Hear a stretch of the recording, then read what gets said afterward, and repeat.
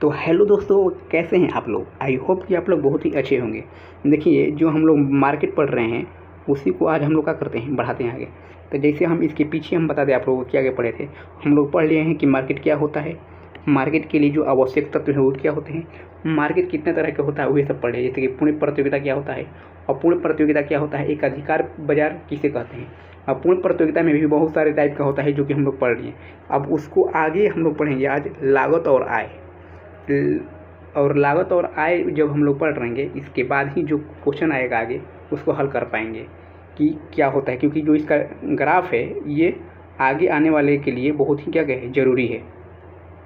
तो इसको समझने के पहले आप लोग को ये समझना पड़ेगा कि लागत और आय जो है इसको कहते क्या है, क्यों, मतलब क्या कहते हैं और ये क्या है। पहले चलिए शुरू करते हैं। पहले जो लागत है इसको पढ़ क्यों रहे हैं हम लोग, लागत और आय क्यों पढ़ क्यों रहे हैं। तो इसको पढ़ने के मेन पर्पस ये है कि कोई भी वस्तु जो है बन गया, मान लो यहाँ पर कोई वस्तु बन गया, अब ये जाएगा कहाँ, बाज़ार में। कहाँ जाएगा, बाज़ार में। बिकना भी तो है, यहाँ पर मान लीजिए क्या गए बिकने। तो जब तक हम ये नहीं जानेंगे कि जो ये वस्तु बना है इसको बनाने में कितना रुपया लगेगा, जब बनाने में जो लगे रहेगा वो पहले पता होना चाहिए। और उसके बाद जब बनने के पता चलेगा तो ये जाकर बिकना भी है, कहाँ पर, मार्केट में बिकना भी है। और हम लोग पढ़ रहे हैं मार्केट ही, इसलिए ये दोनों जो चीज़ है, जो बनने में लगा वो कितना हुआ, जो जितना बिक रहा है वो कितना हुआ, इन दोनों को जो हम लोग क्या करना पड़ेगा। जब तक समझेंगे नहीं तब तक हम लोग को ये नहीं पता चलेगा कि क्या है, उसके क्या करेंगे, मार्केट में मूल्य का निर्धारण नहीं कर पाएंगे। जब बनने, ये भी नहीं पता चलेगा कि बनने में कितना रुपया लग रहा है और बीच कितना बेचना कितना में है। जब ये दोनों चीज़ को समझेंगे तभी हम लोग क्या करेंगे, मूल्य का निर्धारण होगा। जो कि आगे क्वेश्चन है कि पूर्ण प्रतियोगिता में मूल्य का निर्धारण कैसे होता है।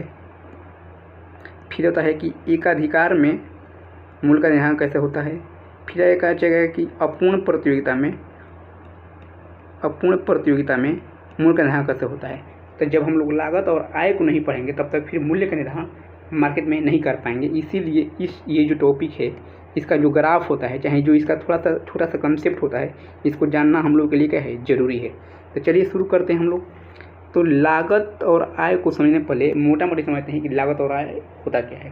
देखिए, मान लीजिए कोई वस्तु यहाँ पर है, पेन मान लीजिए क्या है, पेन मान लीजिए कि क्या हुआ है, वो बन गया। तो ये पेन बना, इसको बनाने में बहुत सारा चीज़ लगा होगा, इंक लगा होगा, इसके बाद इसमें मजदूरी मजदूर लगे होंगे, जहाँ बन रहा होगा उसका फैक्ट्री के लिए ज़मीन लगा होगा ना, ये सभी चीज़ लगा हुआ। और कोई उद्यमी होगा जो कि सबका लगा रहा होगा, उद्यमी होगा जो कि सबका होगा लगा रहा है। इस सबको बनने के बाद क्या होगा, उसके बाद इसमें से क्या निकल रही है, पेन निकल रही है।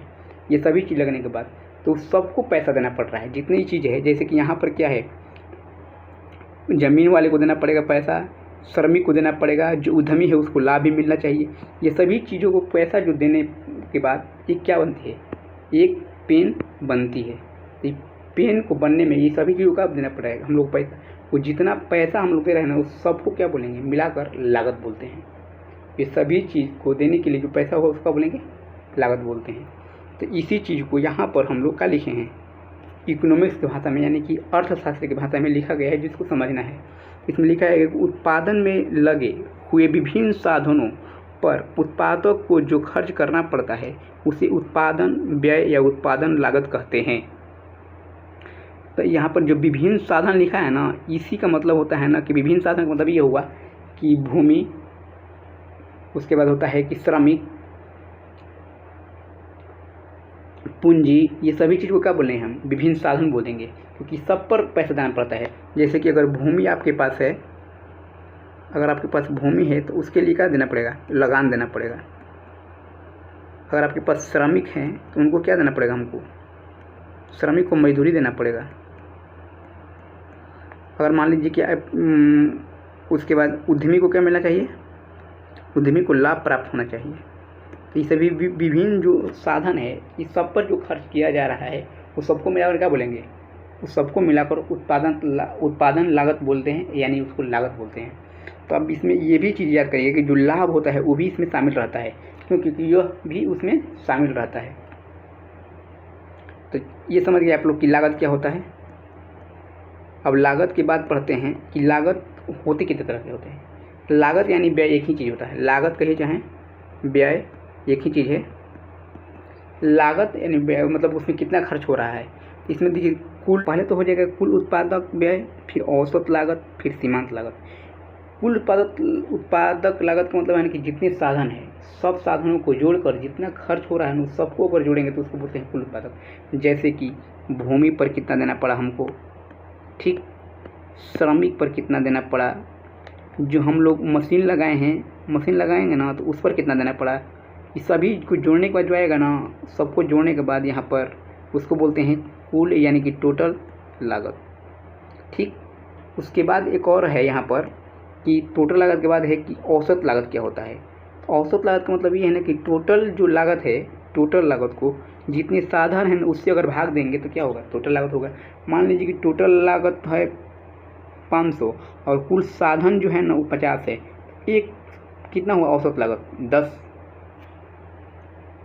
उसी तरह सीमांत लागत, सीमांत लागत का मतलब हम लोग बताया, हम आपको पहले पिछले क्लास में बताए थे कि सीमांत का मतलब होता है एक अतिरिक्त, मतलब एक उत्पादन पे जो लागत लगता है उसको बोलते हैं क्या चीज़, सीमांत लागत। इकाई वृद्धि के लिए, इकाई उत्पादन के लिए जो खर्च होता है उसको बोलते हैं उत्पादन लागत। जैसे कि मान लीजिए कि 100 कोई वस्तु है उसको उत्पादन में लगता है 500 रुपया, लेकिन 101 उत्पादन में लगता है 550, इसलिए सीमांत लागत होगा 550 में से 500 घटाएंगे तो 50, यानी कि सीमांत लागत कितना होगा 50 रुपया। उसी तरह इसका रेखा चित्र देख लीजिए, सबसे इम्पोर्टेंट यही चीज़ होता है। इसका रेखा चित्र यही जरूरी है क्योंकि जो हम लोग पढ़ेंगे आगे क्वेश्चन, इसका रेखा चित्र का ही सबसे ज़्यादा जरूरी चीज़ है। इसका जो रेखा चित्र है इसको आप लोग याद करिए। इसका जो रेखा चित्र होता है, इसका रेखा चित्र कैसा होता है, यू आकार का। तो पूछेगा कि अब पूछेगा कि लागत का रेखा चित्र कैसा होता है, तो यू आकार का। ये बार बार बनाना पड़ेगा जब आप लोग क्वेश्चन आंसर चलेगा ना, क्वेश्चन आंसर ये फिगर को बार बार ही बनाना पड़ता है, बनेगा, इसलिए आपको याद करना पड़ेगा कि जो लागत का जब भी रेखा चित्र बनेगा उसमें कैसा बनेगा, यू आकार का होता है। तो अब दो तरह से लागत होता है, एक होता है सीमांत लागत और एक औसत लागत। हम लोग बताएगा आपको, इसमें जो सीमांत लागत है वे जो है औसत लागत दोनों को तो पहले यू आकार का ही होगा, लेकिन जो सीमांत लागत है उसकी गिरने की दर औसत लागत की गिरने की दर से क्या है, ज़्यादा है, सॉरी कम है। जो MC की गिरने की दर AC की गिरने की दर क्या है, कम है।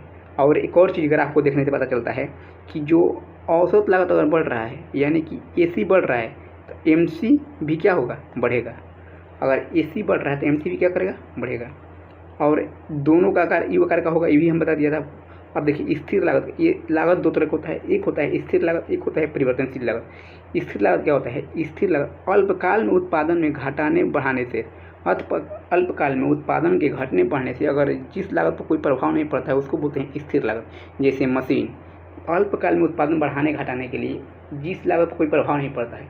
मान लीजिए कि आपको एक दिन में हम 50 पेन बना रहे थे, लेकिन अब चाह रहे हैं कि हम उसी दिन में 60 पेन बनाना है, तो क्या करना पड़ेगा, मजदूर को बढ़ा दो। मजदूर अगर 10 हैं तो उसमें क्या करेंगे हम लोग, 15 कर देंगे, क्या पेन की बनने की संख्या ज़्यादा हो जाएगी। लेकिन उसमें क्या करेंगे हम लोग, मशीन को नहीं बढ़ाएंगे, ना ज़मीन ज़्यादा खरीदना पड़ेगा, क्या बस उसमें मजदूर को बढ़ा दो ताकि क्या करे, बढ़ जाए। तो उसको बोलते हैं क्या, स्थिर लागत। जिस पर अल्पकाल में उत्पादन में घटाने बढ़ाने पर उस वे जो लागत पर खर्च नहीं पड़ रहा है उसको क्या बोलते हैं, स्थिर लागत। यानी कि स्थिर लागत एक ही बार जो खर्च होता है ना उसको बोलेंगे। जैसे ज़मीन पे जो खर्च कर दिए, मशीन पे जो खर्च कर दिए, वो सभी चीज़ क्या है, स्थिर लागत है। उसके बाद होता है परिवर्तनशील लागत। परिवर्तनशील लागत ये है वस्तु की उत्पादन यानी मात्रा में घटाने बढ़ाने पर इसमें ही परिवर्तन होता है। जैसे श्रमिक, बिजली।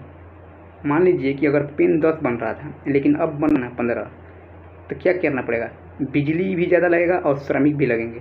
इस सब में क्या होगा, आपको पैसा ज़्यादा देना पड़ेगा, पैसा बढ़ाना पड़ेगा दोनों में। तो ये कह रहा है कि इसको क्या बोलते हैं, परिवर्तनशील लागत बोलते हैं।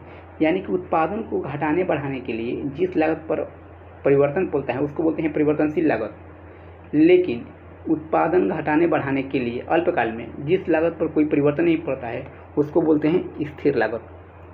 तो हम उम्मीद करते हैं कि आप लोग ये दोनों चीज़ों का होगा समझ गए होंगे। अब जब दोनों चीज़ समझ गए होंगे तो ये आगे अब क्या कह रहा है इसको देख लीजिए। प्रमुख लागत किसे कहा जाता है, परिवर्तनशील लागत को, क्योंकि कोई भी उत्पादक इससे कम लागत पर अपना सामान नहीं बेच सकता है। एक चीज़ आप लोग को याद करना पड़ेगा कि जो परिवर्तनशील लागत है ये प्रमुख लागत है, क्योंकि जो इस पर जो क्योंकि जो वस्तु उत्पादन हो रही है मेन चीज़ इसी को ध्यान में रख रहे हैं, क्योंकि श्रमिकों की संख्या इसमें है तो इसको पेमेंट भी देना पड़ेगा, बिजली जो है इसका भी बिल देना पड़ेगा, तो इसी को ध्यान में रखा जाता है। और इसका जितना लागत आ रहा है ना, इससे कम पर कोई वस्तु नहीं बेचा जा सकता है। किस पर? परिवर्तनशील लागत पर। तो ये बहुत ही इम्पोर्टेंट चीज़ हो गया है, जो कि पूर्ण प्रतियोगिता में और एकाधिकार परिवर्तन में इस लाइन का प्रयोग बार बार होगा। इस चीज़ को आपको याद करना पड़ेगा यहाँ पर कि परिवर्तनशील लागत जो होता है वही प्रमुख लागत होता है, यानी कि इससे कम पर कोई भी उपभोक्ता अपनी वस्तु को नहीं बेचेगा, क्योंकि वो घाटा में जाने लगेगा, और घाटा में बहुत अगर नहीं जाएगा तो करेगा फिर उसको कंपनी को बंद करना पड़ जाएगा। तो उसके बाद इसका रेखा चित्र देखते हैं कैसा होता है। तो परिवर्तनशील लागत देखिए, तो इसमें मान लीजिए कि कोई यहाँ पर एक रेखा हम बना रहे हैं, तो ये जो रेखा है ये स्थिर लागत का है। क्या है? स्थिर लागत का है, ठीक। लेकिन जो परिवर्तनशील लागत होता है क्या होता है? ऐसे होता है, क्योंकि जीरो से शुरू होता है यहाँ तक जाएगा। अगर दोनों को मिलाकर हम लोग लेंगे, क्योंकि स्थिर लागत कहाँ से होता है? जीरो से होता है परिवर्तनशील लागत। लेकिन जो फिक्स लागत होता है क्या होता है? कुछ पैसा होता है, क्योंकि जीरो से नहीं शुरू होगा।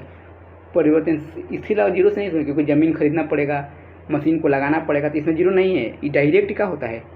कहीं से ना कहीं से क्या होता है? शुरू ही होता है। इसलिए परिवर्तनशील लागत स्थिर लागत कहाँ से होगा? कुछ उसकी मात्रा रहेगी, जबकि जो परिवर्तनशील लागत होता है जीरो। जैसे मान लीजिए कि आप फैक्ट्री लगा रहे हैं, क्या लगा रहे हैं? फैक्ट्री लगा रहे हैं, तो सोचे कि मान लीजिए कि कुल सामान वामान खरीद कर रख दिया यहाँ पर, यहाँ तक तो आपका खर्च हो गया यहाँ तक। लेकिन सोचे कि आज हम कोई नहीं बनाएंगे, आज हम कुछ नहीं बनाएंगे, तो आज छोड़ दिए, तो अब सोचे कल बनाएंगे, तो यहाँ से जीरो से शुरू करेंगे। एगो मिस्त्री लाए, बिजली बिल भी लाए, क्या बन रहा है? एक मिस्त्री लगा क्या कर अपना काम रोजगार लगा के बना रहे हैं, ये हुआ। तो जीरो से शुरू होता है। जो परिवर्तनशील लागत होता है कहाँ से? जीरो से। जबकि स्थिर लागत कुछ दूर जाने के कुछ मात्रा पर ही क्या कहते हैं, कुछ लागत उसका होता है, तब जाकर कोई कंपनी शुरू होती है। तो इसलिए अब दोनों को मिला कर अगर देखें, इसका जो ग्राफ जाएगा यहाँ से जाएगा, कहाँ से? यहाँ से जाएगा। इसका ग्राफ कहाँ से जाएगा? यहाँ से। स्थिर लागत के ऊपर से जाएगा। ये जो दोनों बीच की रेखा है ना, ये दोनों बीच की, ये हमेशा क्या रहेगा? बराबर रहेगा। क्या रहेगा? बराबर। क्योंकि जो ये लागत हुआ है यही अंतर करता है, जो स्थिर लागत है उसी का अंतर करने के लिए दोनों का रहता है, बराबर रहता है। तो हम उम्मीद करते हैं कि आप लोग लागत समझ गए होंगे क्या हुआ। अब तक जो समझे हैं उसको एक बार हम आप लोगों को रिवाइज करवाते हैं। क्या पढ़े हम सबसे पहले पढ़े थे कि लागत क्या होता है। लागत को पढ़ने के लिए हम आप लोगों को बताए थे, कोई भी वस्तु को बनाने में जो रुपये लगता है उसको लागत बोलते हैं। लागत होता है, लागत में लाभ भी शामिल रहता है, ये आपको याद करना पड़ता है। जो लाभ होता है वे कोई भी उद्यमी का जो होता है उसका होता है, उद्यमी का मेहनत होता है, यानी उद्यमी जो हो उसका रिस्क कहिए उसका होता है, इसीलिए लाभ को भी इसमें शामिल किया जाता है। तो क्वेश्चन कभी कभी आ जाता है प्री में कि लागत में लाभ शामिल रहता है कि नहीं रहता है, तो लागत में लाभ भी शामिल रहता है। अब आगे समझते हैं क्या कहता है। उसके बाद हम लोग पढ़े थे कि लागत 3 तरह का होता है, कुल उत्पादक, औसत लागत और सीमांत लागत। तो कुल उत्पादक मतलब कि जितने साधन हैं सभी साधनों की जो लागत है उस सबको क्या करें, जोड़ेंगे तो कुल उत्पादक, और सभी साधनों की लागत और जितनी साधन है उसको अगर हम लोग भाग देंगे उसको क्या निकालेंगे तो आएगा औसत लागत। सीमांत लागत एक वस्तु के अतिरिक्त उत्पादन के लिए जितना लागत में वृद्धि होगा उसको बोलेंगे सीमांत लागत। उसके बाद रेखा चित्र बताए थे कि लागत का रेखा चित्र बनता है यू के आकार के, और इसमें जो MC होता है UC से क्या होता है, नीचे होता है। MC AC से नीचे होता है, MC जो होता है AC से नीचे होता है। अब देखिए क्या होता है, इसमें लागत 2 तरह का होता है, स्थिर लागत और परिवर्तनशील लागत। स्थिर लागत का मतलब होता है कि जो अल्पकाल में कोई वस्तु को उत्पादन में घटाने बढ़ाने पर अगर परिवर्तन नहीं होता है तो उसको स्थिर लागत बोलते हैं। लेकिन अल्पकाल में वस्तु के घटाने बढ़ाने पर अगर लागत पर प्रभाव पड़ रहा है तो उसको बोलते हैं परिवर्तनशील लागत। जैसे एग्जाम्पल के रूप में श्रमिक और बिजली, और परिवर्तनशील लागत को ही प्रमुख लागत भी बोलते हैं। इसका रेखा चित्र यहाँ पर बना जो कि हम आप लोग को बता दिए। उसके बाद कुछ छोटी छोटी फैक्ट है, इसको पढ़ लेते हैं। मौद्रिक लागत किसको बोलते हैं, जब उत्पादक लागत को ले जाकर मुद्रा में मापेंगे, जब उत्पादक लागत को मुद्रा में मापेंगे तो क्या बोलते हैं, मुद्रा में व्यक्त करते हैं, उसको मौद्रिक लागत बोलते हैं। वास्तविक लागत इसको मुद्रा में नहीं मापते हैं, इसमें हम अपना देखते हैं कि कितना हम अपना उपयोगिता खोए हैं, उसको बोलते हैं क्या चीज़, कितना उपयोगिता खर्च किए हैं, कितना थकान व्यक्त किए हैं, इस सबको अगर देखा जाए तो उसको बोलते हैं वास्तविक लागत। अवसर लागत क्या होता है, अवसर लागत कुछ खास नहीं होता है, बस वास्तविक लागत के यहाँ स्थान पर औसत लागत लग गया। मान लीजिए कि कोई एक दिन में आप 100 क्या बनाते हैं, एक दिन में 100 क्या बनाते हैं, कमीज, मान लो कमीज आप बना रहे हैं, लेकिन एक दिन में आप 5 क्या बना रहे हैं, साड़ी आप बना रहे हैं, साड़ी क्या कर रहे हैं, डिजाइन कर रहे हैं, 10 कमीज बना रहे हैं और 5 साड़ी बना रहे हैं। तो इसका मतलब कि आप 5 साड़ी बना लीजिए या 10 का कर लें कमीज बना लीजिए, तो उसको अवसर लागत बोलते हैं। माने 5 साड़ी के जगह पे 10 कमीज का क्या है, अवसर, मतलब उसके जगह पर आप उपयोग कर लेते हैं, उसको अवसर बोलते हैं। नहीं होता है कि इसकी जगह पे आप ये कर, मतलब ये अवसर आपके पास उपलब्ध है, तो उसको बोलते हैं अवसर लागत। अब देखिए आय क्या होता है, इसको समझते हैं। कोई यदि वस्तुओं के उत्पादन में लागत लगती है तो उनको बेचने से आय प्राप्त होती है। उत्पादन को हम अभी तुरंत बताए कि उसको उत्पादन में जो लगता है उसको लागत बोलते हैं, और उसको बेचने पर जो प्राप्त होता है उसको हम लोग आय बोलते हैं। बेचने से जो मिलता है उसको बोलते हैं आय बोलते हैं। आय भी उसी तरह से 3 होता है, कुल आय, औसत आय, सीमांत आय। तो कुल आय का मतलब ये होता है कि जितने भी वस्तु है सबको बेचने पर जो मिलेगा उसको कुल आय। औसत आय, जितनी वस्तु है सबको बेचने के बाद जो मिला वो, और उसकी जितने वस्तु है उसका अनुपात, यानी कि कुल आय अब बाटा में कुल वस्तु को भाग देंगे तो क्या हो जाएगा, औसत आय। सीमांत आय, एक अतिरिक्त वस्तु को बेचने पर जो आय आएगा उसको बोलेंगे सीमांत आय। एक अतिरिक्त वस्तु को बेचने पर। अब इसकी प्रकृति क्या होती है, तो पूर्ण प्रतियोगिता में पूर्ण प्रतियोगिता में जो AR होता है MR के बराबर होगा। पूर्ण प्रतियोगिता में AR MR क्या होता है, बराबर होता है, तथा ये उत्पादन की मात्रा के क्या होता है, सीधा समानांतर होता है। उत्पादन की जो मात्रा है इसकी क्या होता है, सीधा समानांतर होता है, जो कि आपको क्या करना पड़ेगा, याद करना पड़ेगा। अब आप पूर्ण प्रतियोगिता, एकाधिकार और द्विअधिकार, अल्पाधिकार तथा एकाधिकारी प्रतियोगिता में क्या होता है, तो AR के प्रतियोगिता कैसे होता है, इसमें कैसा होता है फिगर, ये हुआ फिगर, इसमें ये जो होता है AR होता है, उसके नीचे होता है MR। तो MR AR से नीचे रहता है। जो हम लोग उसमें पढ़े थे, लागत में पढ़े थे, तो उसमें भी हम लोग पढ़े थे कि जो AC होता है वो MC से ऊपर था, और यहाँ पर भी AR भी का है, MC से ऊपर ही है। तो दोनों में AR ऊपर है, जो कि MC और MR दोनों नीचे है। कि लागत भी देख लिए और क्या बोले आप लोग, आय भी देख लिए। एक और बात कि जो AR होता है उसको मांग रेखा भी कहते हैं और बिक्री रेखा भी कहते हैं। AR को मांग रेखा भी कहते हैं और बिक्री रेखा भी कहते हैं, यानी कि यहाँ पर हम लोग D भी इसके बराबर में लिख सकते हैं।